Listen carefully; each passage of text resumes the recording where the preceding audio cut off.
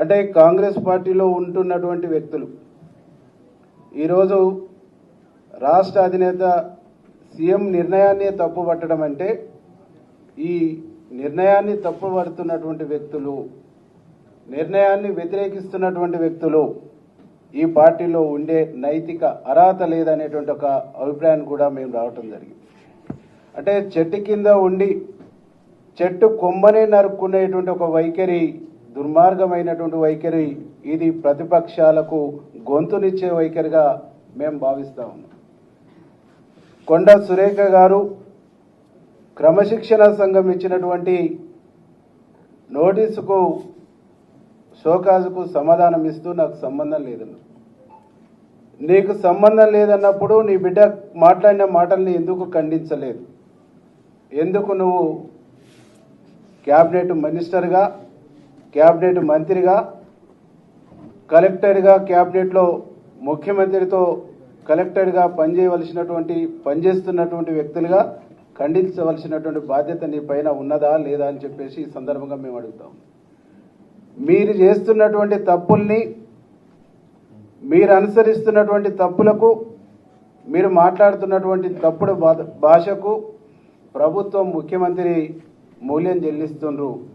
కానీ మీరు మాత్రం ఆ పదవిలో ఎంజాయ్ చేస్తూ మీ ఎంటర్టైన్మెంట్లో ప్రభుత్వానికి, పార్టీని ఇబ్బంది పెట్టేటువంటి ఒక ప్రయత్నం చేస్తున్నారు అనేటువంటి విషయాన్ని ఈ సందర్భంగా మేము గుర్తు చేయగలం. రోడ్డు మీద ఎవరు మాట్లాడినా వారిని కాంగ్రెస్ పార్టీ, ఏఐసిసి కావచ్చు, అదేవిధంగా తెలంగాణ ప్రదేశ్ కాంగ్రెస్ కమిటీ కావచ్చు, కంపల్సరీ చర్యలు తీసుకోవాలి. మీరు ఇట్లాగే చూసుకుంటా పోతే పార్టీ భవిష్యత్తులో నష్టపోతుంది. కాబట్టి ఈరోజు సురేఖ విషయంలో గారు కావచ్చు, రాజగోపాల్ రెడ్డి విషయమే కావచ్చు, అదేవిధంగా దాంతోపాటు మన చిన్నారెడ్డి విషయంలో గారు కావచ్చు, కంపల్సరీ క్రమశిక్షణలు తీసుకోవాలి. నలుగురిని గెలిపించినామంటారు. ఇటు సీఎంఏ ఏకంగా తుపాకి రాముడు కూడా మంచిగా మాట్లాడతారు కొద్దిగా గొప్ప. సీఎంనే మేము చేసినాం, పీసీసీనే మేము చేసినాం. ఏంటి నువ్వు చేసింది? 12 నియోజకవర్గాలలో వరంగల్ జిల్లాలో 11 మెజార్టీ వచ్చింది పార్లమెంట్లో. నీ ఒక్క దగ్గర 9,000 ఎందుకు మైనస్ వచ్చింది? మాకేం తెలియదు, మాకు సంబంధం లేదు అంటారు పద్ధత. వెనుక బ్యానర్ ఉంటుంది, నీ కేక్ కట్ చేస్తుంటారు. నువ్వు జిల్లాలో ఒక్క ఎమ్మెల్యేతో మంచుకున్నావా? నువ్వు పద్ధతి లేకుండా, పాడు లేకుండా, బ్లాక్ మెయిలింగ్ పాలిటిక్స్. ఏ పార్టీకి పోతే నువ్వు ఎల్లదిట్లే మొట్టమొదటి టీడీపీ, తర్వాత కాంగ్రెస్, తర్వాత వైఎస్ఆర్సీపీ, తర్వాత బీఆర్ఎస్, మళ్ళా కాంగ్రెస్. ఎక్కడ ఒక్కరితోటి మంచుకున్నావా నువ్వు? ఇలా అందుబాటులో ఉన్న ఎమ్మెల్యేలు వచ్చినాం. ఇక తస్మత్ ఇదే ఏమని అనుకుంటే రేపు ఇంకా తీవ్ర పరిణామాలు ఉంటాయి. మీరు గొప్పలు అనుకోకండి. మీ స్థాయి ఒకసారి చూసుకోండి, మీ కుటుంబ స్థాయి చూసుకోండి. మీరు రాష్ట్ర ముఖ్యమంత్రి కుటుంబాన్ని హెచ్చరిస్తారా? మీరు మీ నీతి, మీ సంస్కృతి తెలియదా? మీ కుటుంబ సంస్కృతి తెలియదా? రాష్ట్ర ముఖ్యమంత్రి కుటుంబం ఇయ్యాలు వచ్చిందా?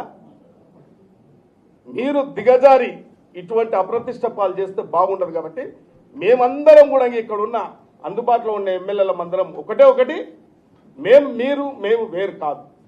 ఈ యొక్క కూర్చున్న చెట్టు నడకకండి. ఇలా మీరు కోడిగుడ్డు మీద ఈకలు పీకకండి. ఇలా కాంగ్రెస్ పార్టీ, యావత్ కాంగ్రెస్ పార్టీ, కాంగ్రెస్ కార్యకర్త గ్రామ స్థాయి నుంచి ఇలా రాష్ట్ర ముఖ్యమంత్రికి అండగా ఉన్నది. రేపు భవిష్యత్తు మీరు ఇట్లే మీ తీరు, మీ మార్గం మార్చుకోకపోతే మీరున్న హోదా, మీరున్న మంత్రి హోదా మైమర్చి విచ్చలవిడిగా ప్రవర్తిస్తే కాంగ్రెస్ కార్యకర్తలు ఊకోరు, కాంగ్రెస్ ఎమ్మెల్యేలు ఊకోరు, సమాజం, తెలంగాణ సమాజం కూడా ఊకోరు. కాబట్టి నేను ఒకటే, మేమందరం కూడా రేపు రాబోయే కాలంలో క్రమశిక్షణతో మెలగాలని కోరుకుంటున్నాను.